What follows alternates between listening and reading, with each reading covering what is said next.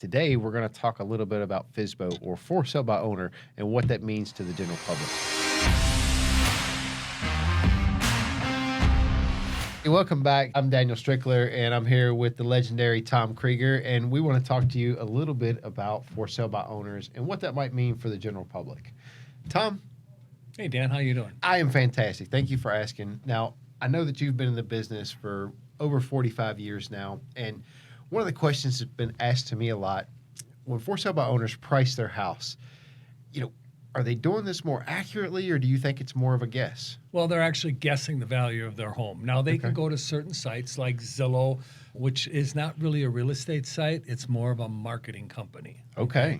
So, as you know, Dan, because you've been in the business a while too, Zillow takes and ties into all the MLSs around the United States. And then they throw houses up on there, and then they have people come and look at the houses, and they give their estimates or stuff like that, right? Right. But really what they're trying to do is they're trying to entice real estate agents to buy marketing time on that site, so people who are looking to buy homes will contact the real estate agent. It doesn't necessarily mean that the price that they're saying the house is worth is what it's worth. In fact, if you read one of the books on the owner of Zillow, he undersold his house based upon his estimate. Now, they say he undersold it, but reality is that's all the market was willing to pay for the house, okay? We did a little survey just the other day, and we started sending out these estimates to people that were past clients of ours, like 5, 10, 15, 20 years ago, and asked them what they thought about those types of prices.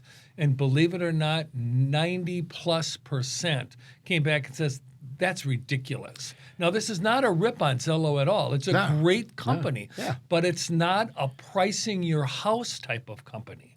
All right? It sounds more like they're interested in marketing to agents to have them sell the house, that they're not really interested in helping somebody in the general public to sell their house. And again, this is not to beat Zillow up. Right. I think we need Zillow, okay? Yeah. But what I'm trying to express to you is that for sale by owners don't really know where to get the information.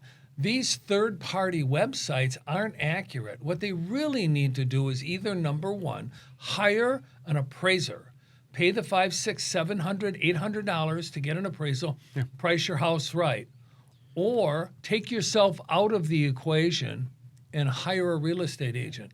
You know, there are real estate agents that will price your house for you, and a lot of them will do it for nothing. Okay? Yeah. And part of the reason they do that, part of the value that they're giving you is they expect that if you can't sell it by yourself, you will come back and say, hey, you were nice enough to help me price my house. Unfortunately, I didn't have the reach like you have as a real estate agent. Right. I couldn't get my house sold. Would you come and tell me what it would cost to get my home sold? Okay? Professional marketing. Professional marketing. So most of the time, for sale by owners either overprice their house, which stigmatizes it because nobody's going to pay that amount of money. I've seen it. Or they underprice it, and you get people coming in and taking advantage of them.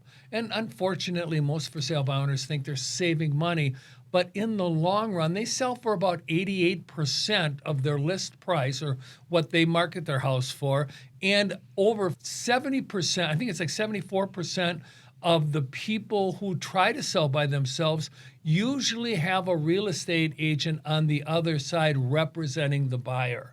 Wow. So it sounds like they're going to pay them 3%, right? Yeah, and they're paying them to negotiate against them. Exactly. Wow. They're paying them to negotiate against them. So they only sell for 88%. Now they got to pay 3% out. It's 85% is what they're getting of, quote, quote, what fair market value is. Look at real estate agent on average charges 6%. Now, that's not a fixed rate, okay? Right, of course. But if you figure 6%, add that on to 85, that's 91%. The for sale by owners in general are leaving 9% on the table. Wow. So, yes, they do make mistakes in pricing their house. Yeah. Now, those are great numbers. Now, Tom, another question that kind of raises from that, with the way that we've seen wire fraud and different things like that throughout the country, and we'll get a random email, how can we be sure that we're not going to fall victim to a scam? Well, that's something that is actually becoming more and more prevalent in our society. In fact, there's companies out right now that are selling services to prevent people from selling your property without you knowing about it. So there is so much fraud going on in the real estate industry when it comes to home ownership.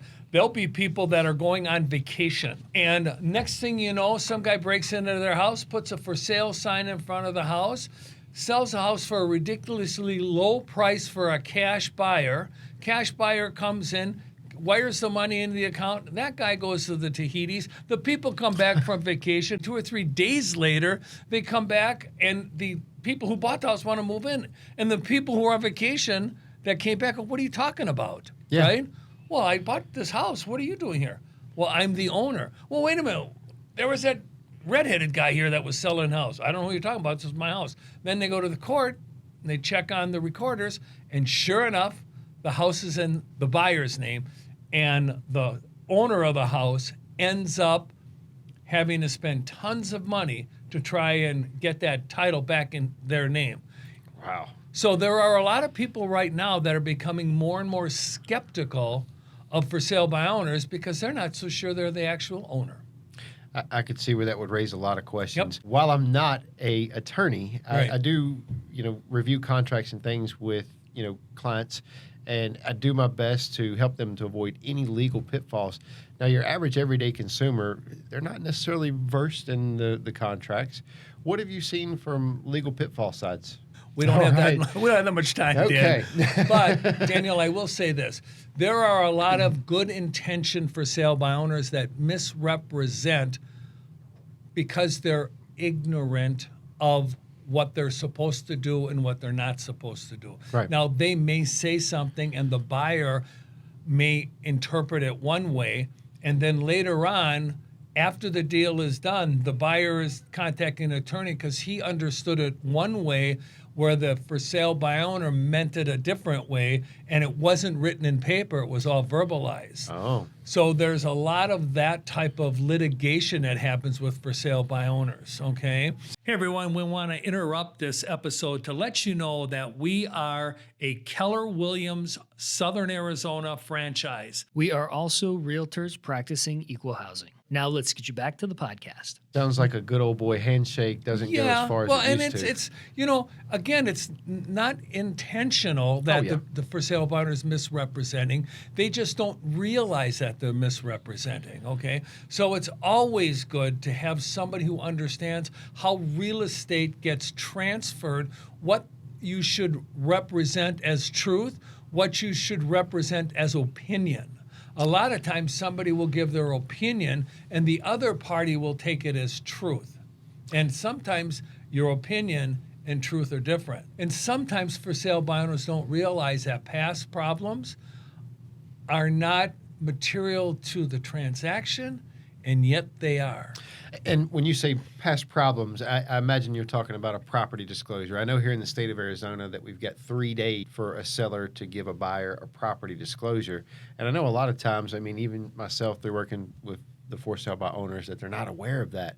And I know that if we don't give that to a buyer, that they could actually cancel the contract. And that creates a whole nother level of things, doesn't it? Exactly right. So now all of a sudden we're into this, and the seller is already put an offer on a different house, and he's got to back out of that deal because he can't get his house sold.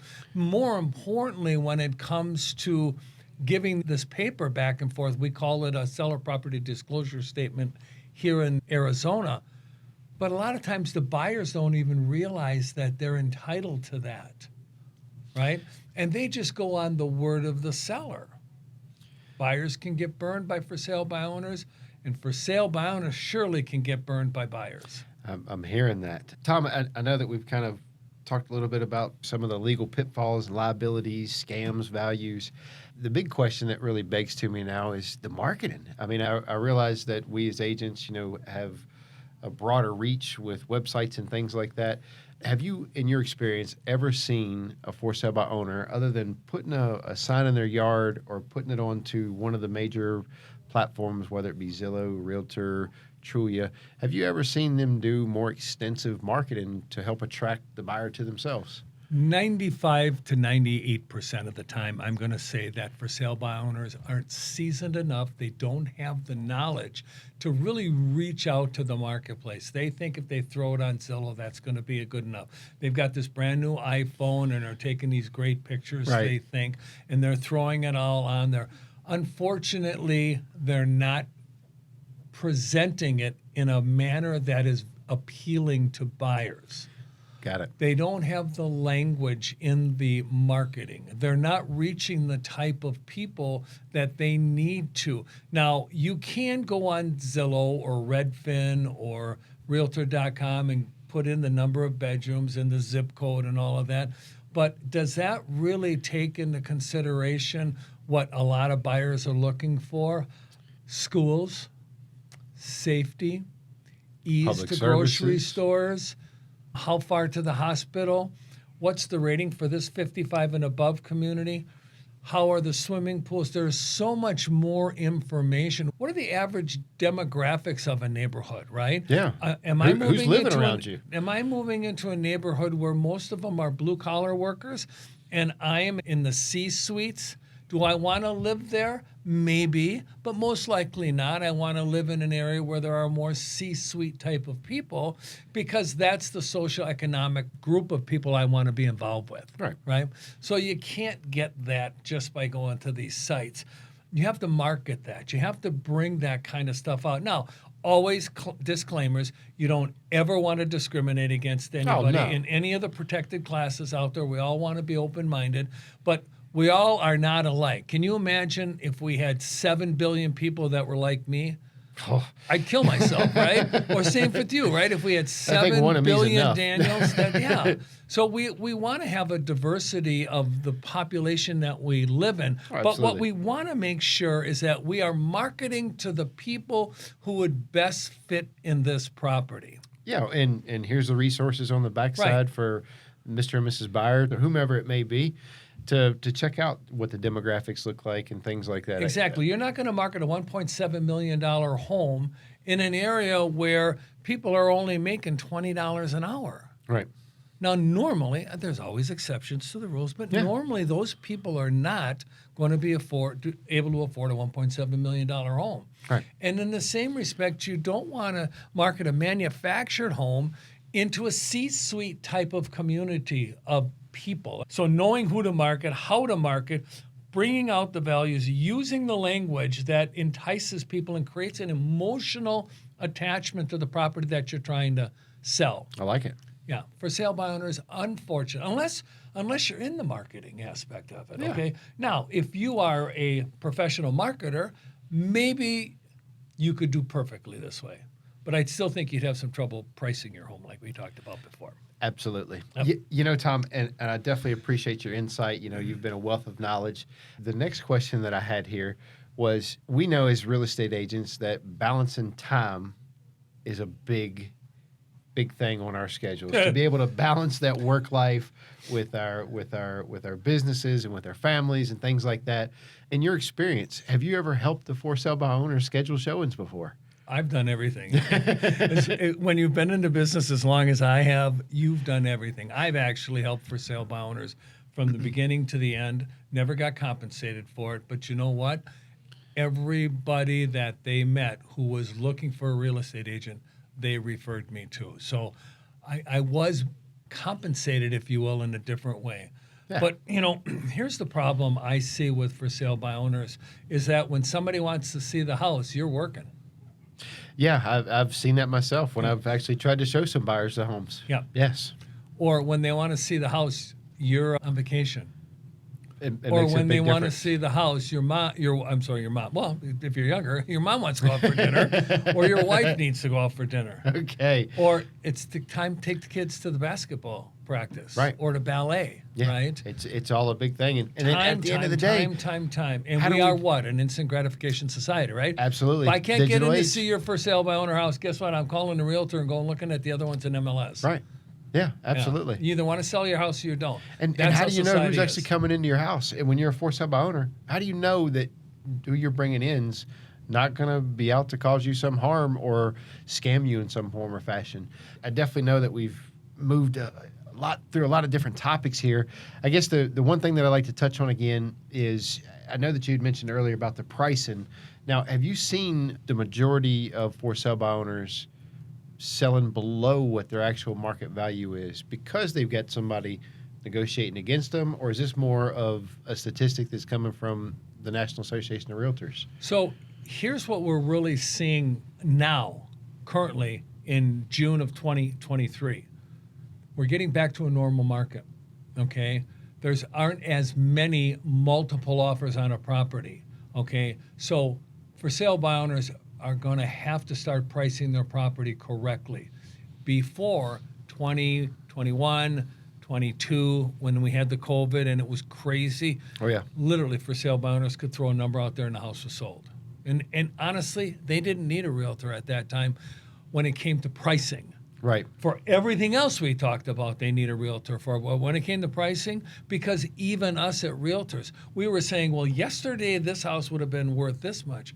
Today we're not sure. It may be a little bit more. Right. It might be a lot more, right? But currently, right now, in June of 2023, it's most important to make sure that you talk with somebody who is in the business of real estate to value your house if you're going to try and sell it by yourself. It sounds like smart money to me. Because if you overprice them, you and I both set. know, Daniel, I can go on MLS right now and there's several hundreds, if not thousands of homes that are on the market longer than they should be. Even the real estate agents are having trouble at times. Inexperienced real estate agents are having trouble pricing homes because they still are in this illusion that they're just kind of skyrocketing, but they're not. Yeah. We're getting back to a normal market. Having a real estate agent, or at the very least, hire an appraiser, pay the $500, $600, $700, get the house priced right, and then put it on the market. It sounds like smart money to me, Tom. Yep. Well, I definitely appreciate your insight. Always a wealth of knowledge. And for more information for you viewers out there, please stay tuned to us. We do weekly podcasts, and we look forward to hearing from you soon. Thank you for listening and watching the Nitty Gritty of Real Estate podcast here with the Tom J. Krieger team of Keller Williams, Southern Arizona. If you are interested in buying a home, selling a home, or even investing in real estate, we have 5,000 agents across the country that we can connect you to. If you need any free resources, feel free to check out our website at www.thetjkteam.com. We hope you have a great day.